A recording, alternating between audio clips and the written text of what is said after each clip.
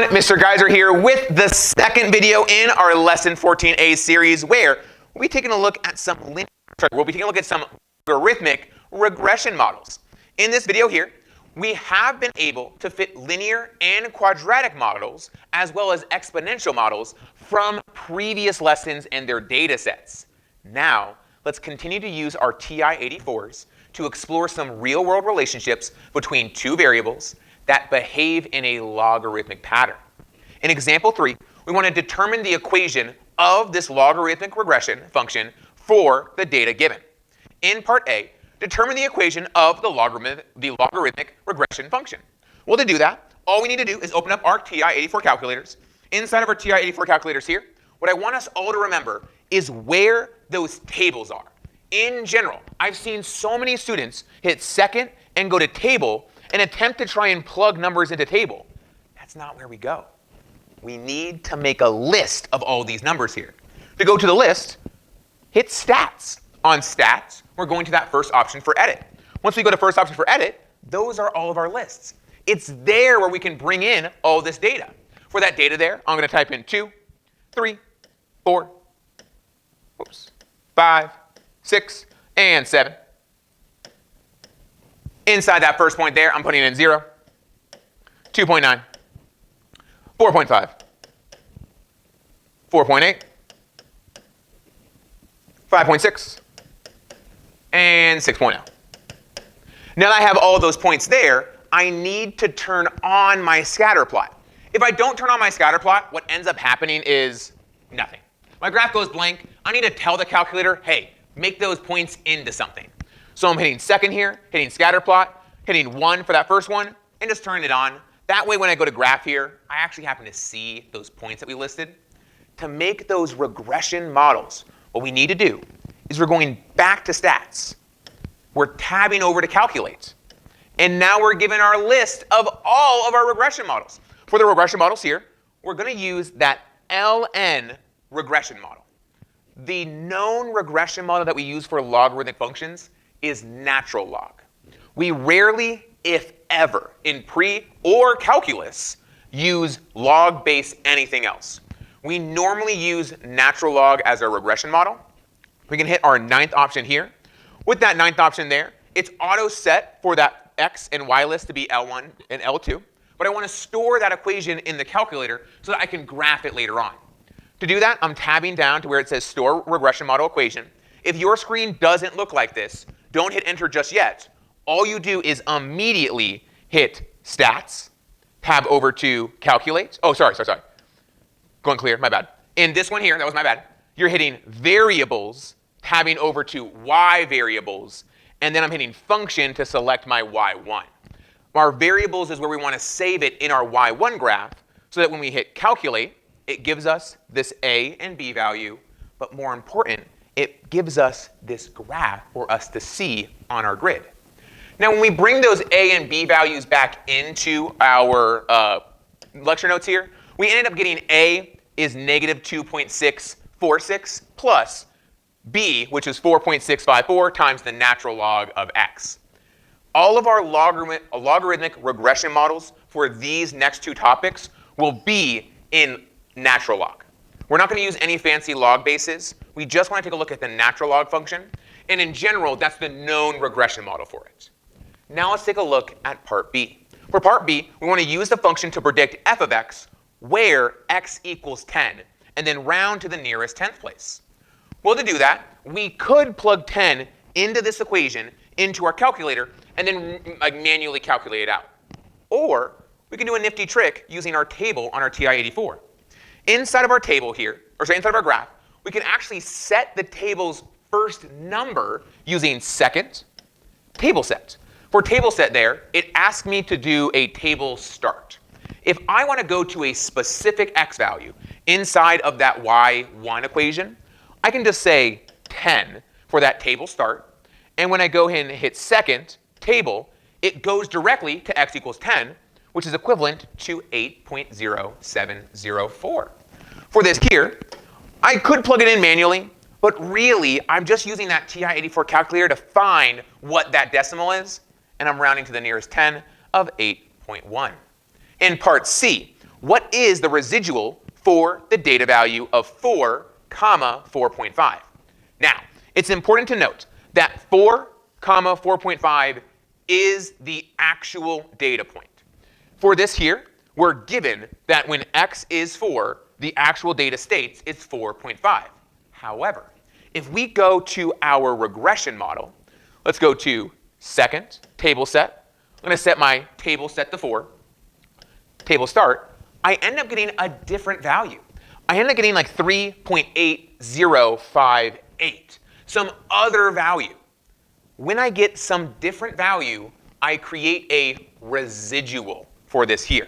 The residual itself, as a reminder, is just the difference between the known value and the predicted value from our data.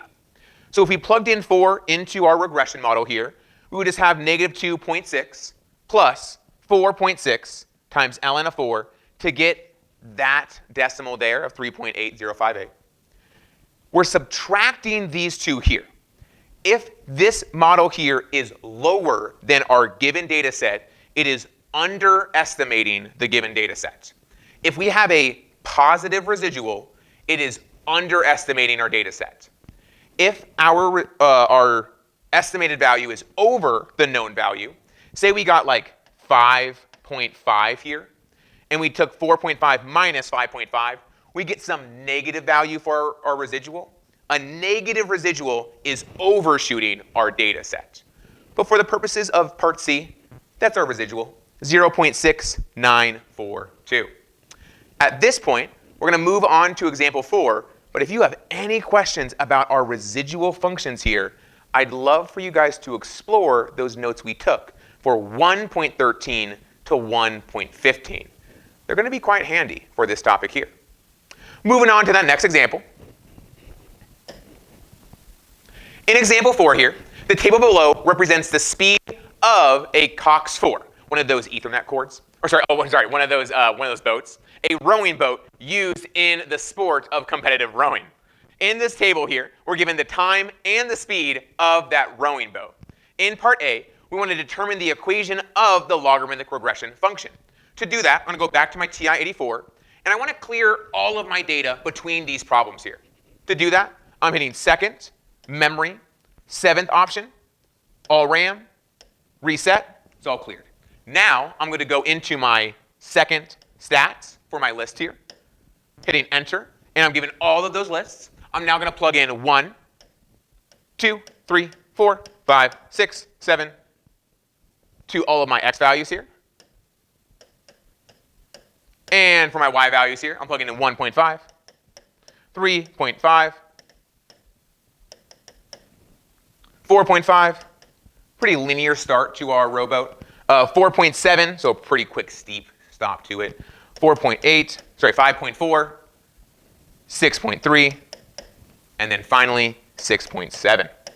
With my data set here, I want to turn on my scatter plot. Going to second here, turning on my scatter plot, hitting graph, just trying to see what the data looks like. And it looks fairly linear. It's kind of just going up in that left-hand kind of portion there. But let's still try and find that regression model for that logarithmic model. We're hitting our stat here. We're going over to calculate, that 9th option there for natural log regression. X list is L1, Y list is L2. We're going down to store regression equation. We're selecting variables, tabbing over to Y variables, hitting that first option for functions, that first option for Y1, and then hitting enter. And then we're going to grab that A and that B value for our linear regression model, for our logarithmic regression model. Now in part B, we're going to find the linear regression model for that data set. And I already know you guys can do it, but I want you guys to try and race me. All we're doing, we're going to our TI-84s. We're going here, we're hitting stats, up to calculate, down to linear regression, which is going to be that 4th option, hitting option 4, going down to that store function, going to hit Y variables, hitting 1 for functions, hitting 2 for Y1, going down to calculate, hitting enter, and now I have my A and B. For that there, we now got our A and B values for our linear regression model. Now, we want to determine which model fits the data better. So let's analyze those two different functions on our grid here. When we open up our TI-84 graph, we're seeing that the blue line kind of crosses through the points that we're given, as well as our linear regression. It kind of looks like just as many are above the blue as the red, and just as many are below the red as below the blue. So what we want to try and take a look at more specifically now is going to be the residual plots. To do this, we want to try and create a residual linear plot, or linear scatter plot, on our x-axis. Right now, we're going to plot the residual models for the linear regression, because that's what's currently stored in the calculator. To do that, we're going to go back to stats here. We're hitting edit, and I'm going to tab over to L4. You can do it in L3, but I want to try and save L3 for my exponential, for my logarithmic regression residual plot. I'm tabbing up until my cursor is on L4. Once it's on there, if I hit enter and I hit second stats to bring up my list here, it brings up my L1 to L6 list, but at the very bottom it has residuals. Whatever regression model I took last is what's stored in the RAM for those residuals. I'm going to hit that seventh option for residuals, hit enter, and these are all the linear residuals. I now just need to real quickly calculate that logarithmic regression model again to get those residuals back. So I'm just going to stat, calculate, ninth option, hitting enter, enter, enter, enter. Oops. Enter, enter. I now have that linear, or that the logarithmic regression. Going back to my stats, going to edit, tabbing up to L3. Now I'm hitting second list, going up to my residuals, hitting enter, and now those there are my logarithmic regression models in L3. I now want to try and bring both of those scatter plots into my graph. What I mean to say is, I'm going to go to hit second to scatter plot. I'm going to go down to that plot 2, hitting enter, turning it on, and I still want to use the same x values for my scatter plot here.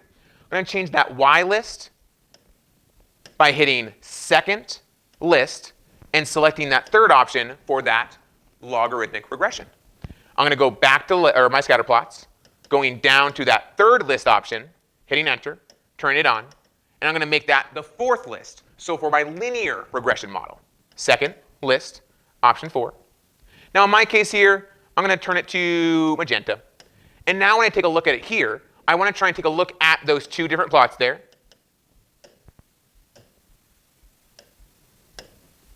Let me change that real quick. There it is. Now when I take a look at these two plots here, I want to try and zoom in just to the residual section here. So the residual section is going to be like about 1.5 above the y and about 1.5 below the y. I'm going to change that view window to be that y minimum of negative 1.5 and that y maximum of 1.5. And when I hit enter, I now can see my graph significantly better. For that residual plot, I want to notice that the red residual plots here correspond to my logarithmic regression. The colors don't quite line up with how we graph them there, or at least how I graph them, but I know in the back of my head that that red residual plot is for our logarithmic regression. The red residual points are closer together on that x-axis. And there really isn't like a pattern to how those red ones are plotted. I'm going to turn those red points off real quick. And I want us to notice that for the purple ones, they're really spread out, especially in the very beginning. And they do kind of form a U-shaped pattern, an upside-down U-shaped pattern, where it starts off really low, goes up really high, and then comes back down. It makes a little bit of a pattern, where if we go and look just at the red ones, there's not really a pattern going on between those residual points, and they're really close to the x-axis compared to those linear residual points. So in this explanation here, I'm going to personally claim that the log model is a better fit because, one, looking at the table, the output values are increasing at a decreasing rate, and the residual plot is more closely aligned to that x-axis. In the final part D, we want to use the best fitting model to find what f of x equals 8. Explain the meaning in context. This is not where x equals 8. Rather, we want to know what x value we need to plug into our logarithmic regression model to get the value of 8. To do that, we go back to our TI-84. For me here, I'm going to get rid of those residual points. Second, turning off that first graph here. Turning off that second graph there. It's already off. I'm going to change my viewing window again. I'm going to go back to -5. Let's go back up to 10 here. Going to my y equals, and I'm just going to get rid of that, that linear regression model that we had. So now this is my logarithmic regression model, and I want to find what x value gives me 8. To do that, I'm going to go back to my y equals, and I just make y2 equal 8. Once I have that equal to 8, I get a horizontal line that goes across my graph here. I notice that it kind of goes a little bit over past my view window, so I'm going to move my graph over a little bit. Going to window here, I'm going to change my x maximum here. I'm going to go to 15. And when I go to 15, I see that it has an intercept over there. Now I'm able to use that intercept function inside of our calculators. To do that, we're hitting second, calculate for that fourth option here. And I want to go down to that fifth option here for intercept. When I hit enter, I need to select the two curves that I want to try and take an intercept of. First curve is that logarithmic regression. That second curve there is going to be that horizontal line at 8. And now I want to make my guess to where that intercept is. And I'm just tabbing over as close to I can to where that intercept is right around.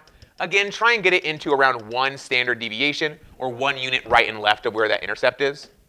And now the intercept is given to me at x equals 12.484295 is exactly when y equals 8.